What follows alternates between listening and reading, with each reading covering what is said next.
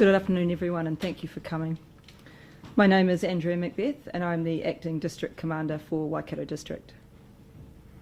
I'd like to acknowledge the support we've received from Commissioner Chambers and Acting Deputy Commissioner Rogers over the past few days in providing public updates, which has enabled us to focus on the operation we're running in Waikato District.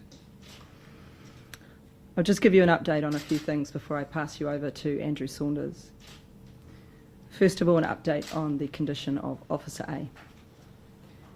Officer A remains in a serious and stable condition at the Waikato Hospital, where he is receiving excellent medical treatment from the team there. Police continue to support the family of Officer A, as well as the other staff who were involved in the incident on Monday. I have a message from the family members of Officer A who thank the public and police for the support and the messages they have received, and they ask that their privacy continue to be respected at this time. We've increased visibility and reassurance patrols in the Western Waikato and Waikato District. Our staff have been humbled by the community support that they are receiving as they're carrying out their duties. And I'd like to acknowledge our staff who continue to work in challenging conditions as we work through the investigation stage of this operation. I know that our staff are up for this. I see their passion as they continue to go about their duties, and I thank them for their efforts. I'll now hand you over to Detective Senior Sergeant for an Operation Curley update.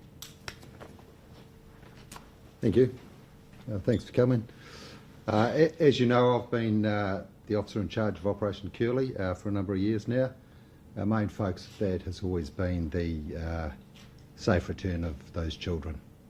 We've achieved that aim, so Operation Curley now comes to a close. We've got a few tidy up things to do, but now a new phase we're moving into. So Operation Cranmere is being stood up, and that focus of that team will be identifying those people that have been assisting Tom Phillips.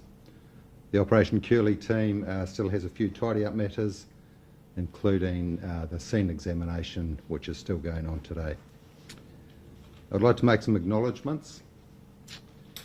In terms of the community of Maricopa, we've invaded their life, I guess, for the last 4 years.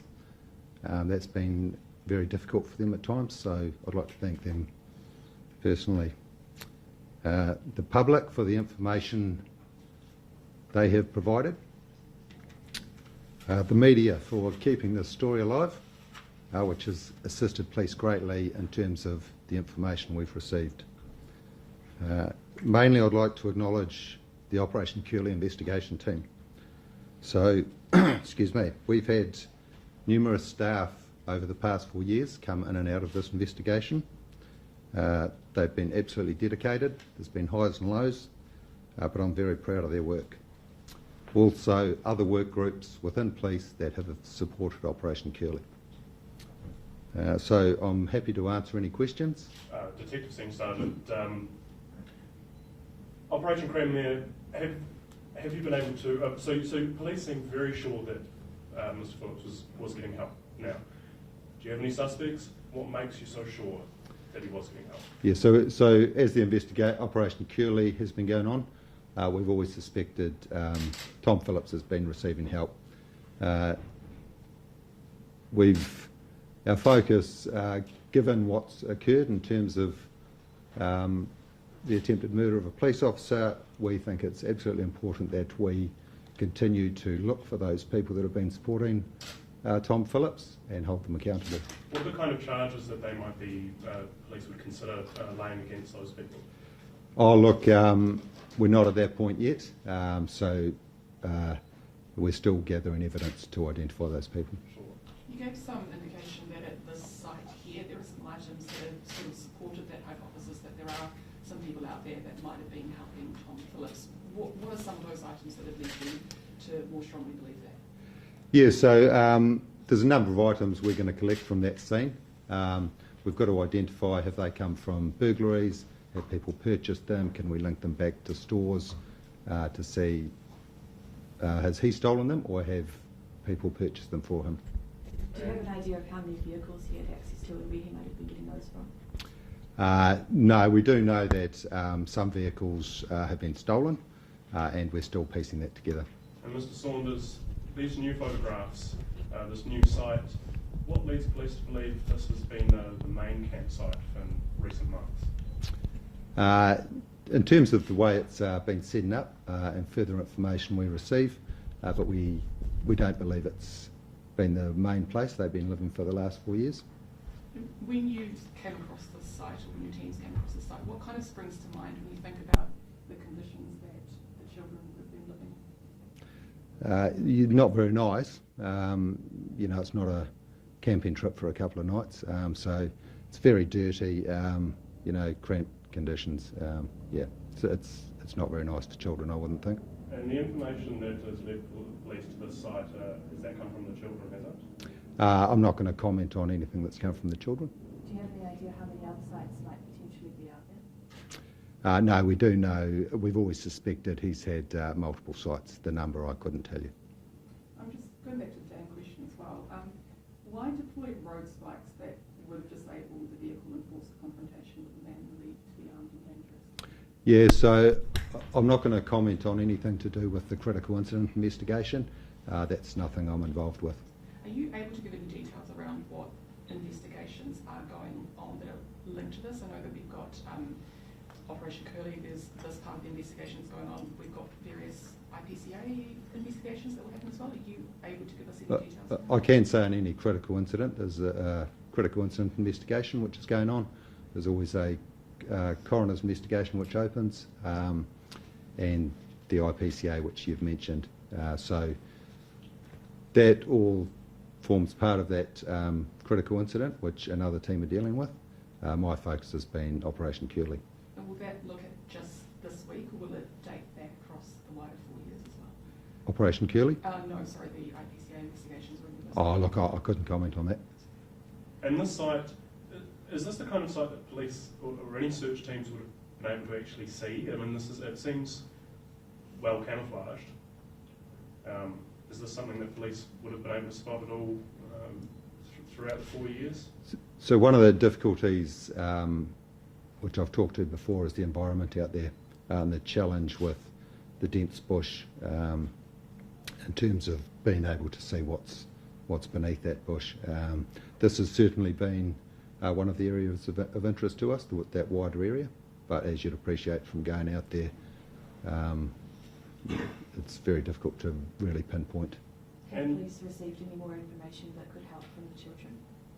I'm not going to comment on any information received from the children. Do you have any other leads that have come from elsewhere that you're currently pursuing? Yeah, so there's still information coming in, and as I say, the scene examination is still going on, so I can't give updates on that at the moment. Not sure if you ever answered this question either, but there's been concerns raised about the documentary makers that were following aspects of Operation Curley. How have you managed that in light of the concerns around the impact that this might have had on children? Yeah, so look, the documentary follow team, any questions around that, I'll have to defer you to our media section. Are the roads still closed or public access blocked off anywhere? Still in and around this particular scene. Hopefully that will be finished today. And Mr. Saunders, this scene here at this site, are you able to detail anything more about the conditions when police found sleeping bags? I mean, what exactly, how are they living out there? Obviously we can see these images.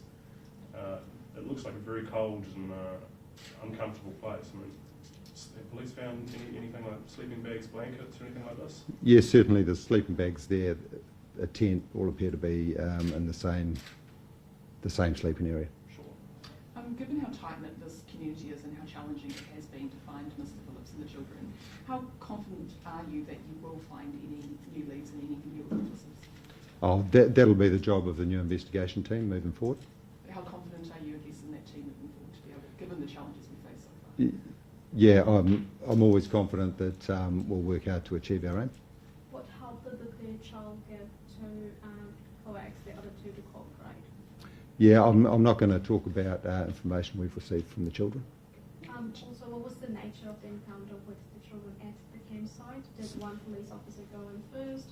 How did that unfurl? Yeah, so there was a negotiation that commenced with the children, and that proceeded, and they came out. And do you have any other indication as to where might have been their main place that they were living? If this isn't thought to be the main place, have you had any other clues? Yeah, so there's certainly other areas of interest we're still looking to explore. And are they within a certain radius of this place? Can you narrow that down a little bit? Or? Not at this time, no. How long will the cordons remain in place for, do you know? No, but I'll be able to hopefully get you an update on that. What exactly was taken from Peter's Radisson? I don't have that information. Sorry. Just to clarify, so the recent press release says that this is believed to be the main campsite of Tom Phillips and his children in recent months. Is the distinction here that this isn't the main one over the whole 4 years, or is that incorrect? No, that's correct. We don't believe, we believe they've moved here a number of months ago. I can't be specific around timing. A general question about Operation Curley. I don't know if you have this off the top of your head, but how many staff did you have working in this operation over the 4 years? Yeah, that's actually difficult to quantify because we have an investigation team, we have multiple police support groups that assist when required, so it's really too difficult to give you numbers. You couldn't give a rough No. a ballpark figure? No, I'm afraid not, sorry. And will it be the same size team moving forward, or will it be a slightly smaller team? Yeah, so a new officer in charge will be appointed for that team, and they will determine what size team they need. And when are the children going to be reunited with their mother? Yeah, so that's not a matter I can comment on. That's for Oranga Tamariki. And are you able to give us insight if the post-mortem into Tom Phillips has been completed? I do know that's commencing today, but again, that's forms part of the critical incident investigation, so I can't really comment on it.